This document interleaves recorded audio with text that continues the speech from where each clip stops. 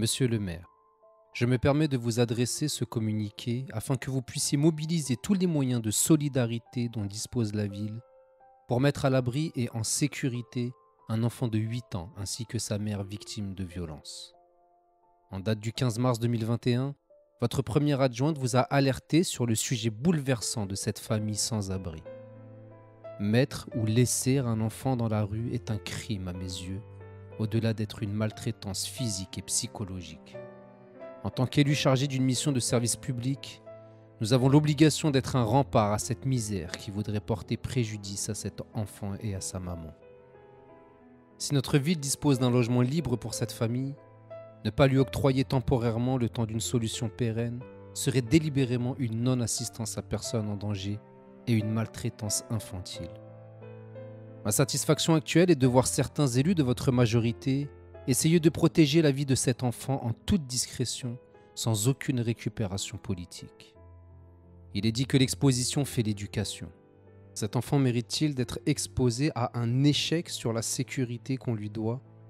Sevran ne dispose-t-elle pas d'un bien communal pour sécuriser cet enfant? Il y a un élu de Sevran qui exprima un jour sa volonté de s'attacher à un arbre pour sauver le parc de la Poudrerie. Pour ma part, je suis prêt à tout sacrifier pour que le droit à l'égalité de sûreté soit appliqué à l'endroit de cette famille sevranaise aujourd'hui démunie. Combien de nos enfants Sevran a dû enterrer à cause des violences? Je refuse d'admettre que de nos jours, nous puissions revivre la tragédie de l'abbé Pierre de l'hiver 54, où on retrouva un enfant mort ainsi qu'une femme dans la rue, car il n'y avait pas de logement pour les protéger. Monsieur le maire, nous ne sommes pas des criminels d'enfants.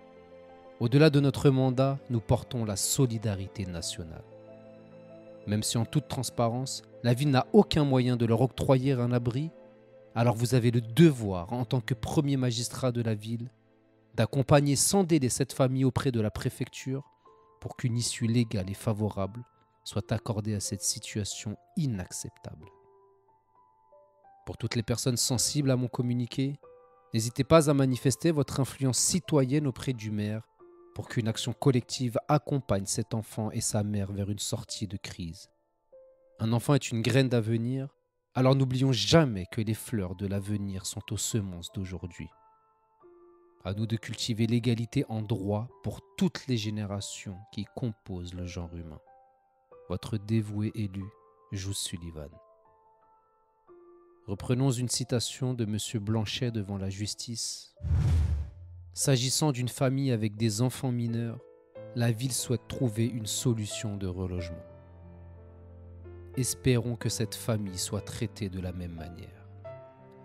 En attendant une solution pérenne, la solidarité citoyenne a permis à cette famille d'obtenir 4 nuits d'accalmie en leur payant des chambres d'hôtel. Mais qu'adviendra-t-il une fois ces nuits passées ?